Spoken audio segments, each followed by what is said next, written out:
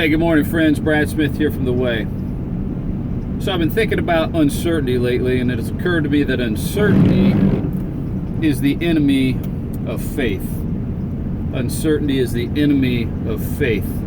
If you don't believe me, let's go back to the garden. You go back to the garden, and it's hard to say exactly what the first sin was. There's some debate there. Was it Adam standing by apathetically or in fear as the serpent confronted the woman? Was that the first sin committed? Again, there's some debate there. But what is not open for debate is the angle that Satan sought to leverage with the very first temptation. So God had spoken to the man. God had said, this is the way. This is the way to live. He spoke very clearly. There was no ambiguity as to what God said.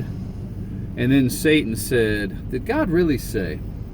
He seeked to leverage uncertainty to invoke doubt into the man, or into the woman and into the man, and he's successful in doing that. So we see that uncertainty is the enemy of faith. Eventually it will lead to doubt, and at some point it can lead to even fear. Now, we live in an age of uncertainty today.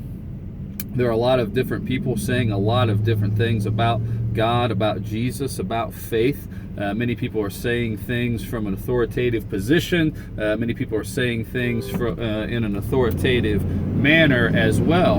And so there's just all this stuff being said, all these things being said, and there's a lot of confusion. There's a lot of uncertainty. Even believers are uncertain about what is true at some point in time. They don't know what to believe. At some point they say, well, who knows? Who could possibly know what is true? And at some point, the uncertainty, the fear, and the doubt, it leads to hesitation. It leads to paralysis due to fear. It leads to people kind of getting mired in a quagmire of ambiguity.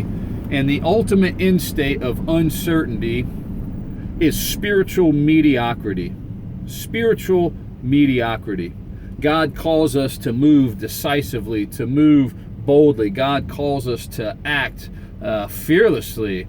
Expect great things from God, attempt great things for God, and we can never behave in that manner as long as we are, racked with uncertainty and doubt. Now, everybody doubts at some point in their life. Everybody does. You'd be lying if you said you didn't. And so that can be a struggle, but that is not how God calls us to live. So we're going to finish up 1 John this weekend as we answer the question, who knows? Who knows? Because John answers the question at the end of chapter 5. He makes three very declarative statements. He makes three very non-ambiguous statements, almost proclamations, and he says, we know. Who knows? We know. Over and over again, John answers the question, who knows? He says, we know, and we know. And so we're going to take a look at that text this weekend as we talk about who knows from the book of 1 John chapter 5, verses 18 through 20. So hey, if you're in Clarksville, come see us at The Way. Otherwise, find a church, get there. Hey, if you're a man, act like a man and take your families to church. God bless.